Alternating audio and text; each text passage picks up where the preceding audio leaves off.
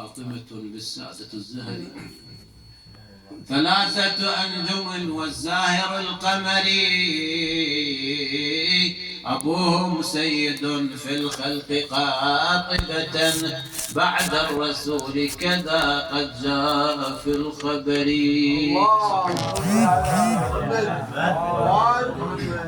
نعم، فقد ردت الجميل أم البنين وربت أولاد تربية بحيث أبو الفضل العباس وجعفر وعبد الله وعثمان قدمتهم قربانا للحسين في سبيل الدين.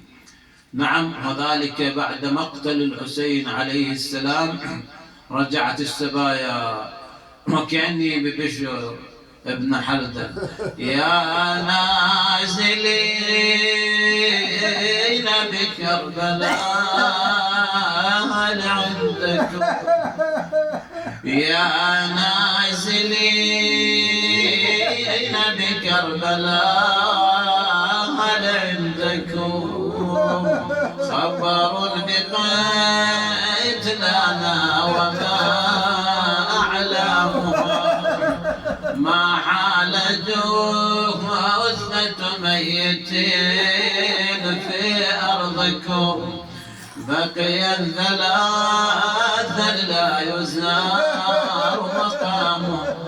بشر شو يقول؟ يا أهل يثرب لا مقام لكم بها، قتل الحسين فدمعي مدرار، الجسم منه بكربلاء مضرج، والرأس منه على القناة يدار. أرى الناس لم تبقى مخدرة على هذه الأبيات، ومن جملتهم امرأة طويلة جليلة طويلة القامة تحمل على كتفها طفل. يقول بشر سألت عنها: من هذه المرأة؟ قيل لي إنها أم البنين أم العباس. يقول: والله تخبرها بأولادها، واحد تلو الآخر. قالت: ما سألتك عن جعفر ولا عثمان ولا عبد الله. قلت: لا عظم الله لك الأجر بأبي الفضل العباس، سقط الطفل من على كتفي. قالت: يا ذا لقد قطعتني يا قلبي، أولادي ومن تحت الخضراء كلهم فداء لأبي عبد الله الحسين الأنصار، من الجمع الأكبار طلعت مرة تمشي وتعذب، صاحت يناعشها الخبار، صوتك لعند الصخر فتح، الثار المرم عباس الازهار، واشهد مصيب الله اكبر.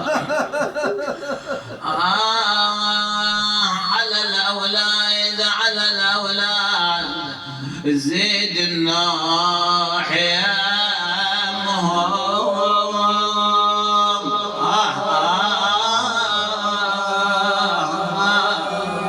فرد ساعة لظهر بالطبوق يا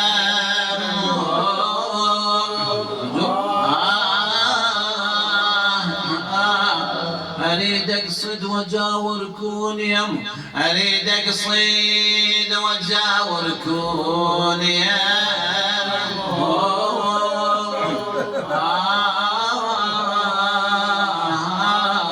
أجاورهم لما تجيني المنية، أجاورهم لما تجيني المنية.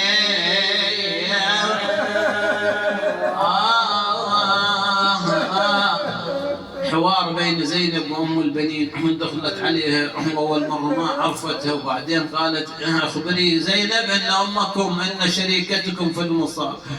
والله نفتها أم البنين تقوم وتطيح وين أهلك يا زينب راحوا الصيف، وين ابنهم هاشم والمصابيح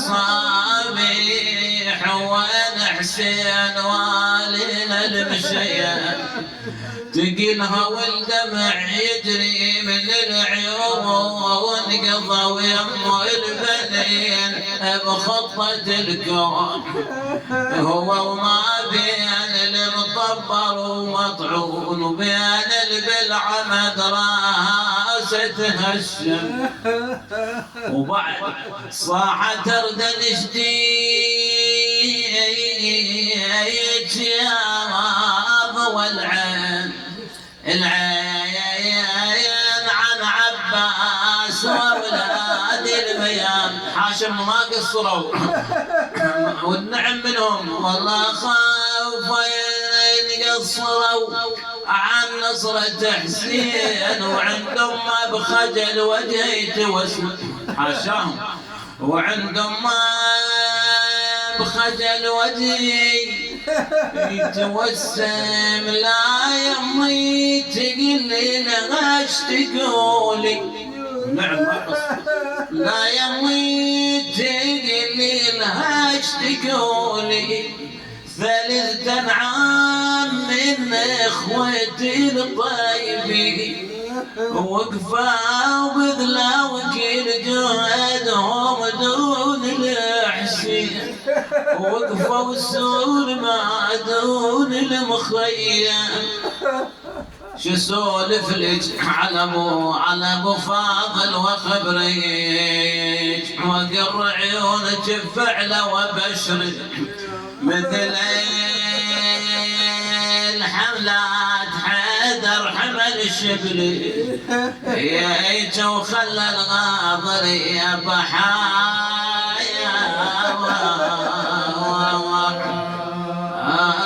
من دم بالامس كانوا معي واليوم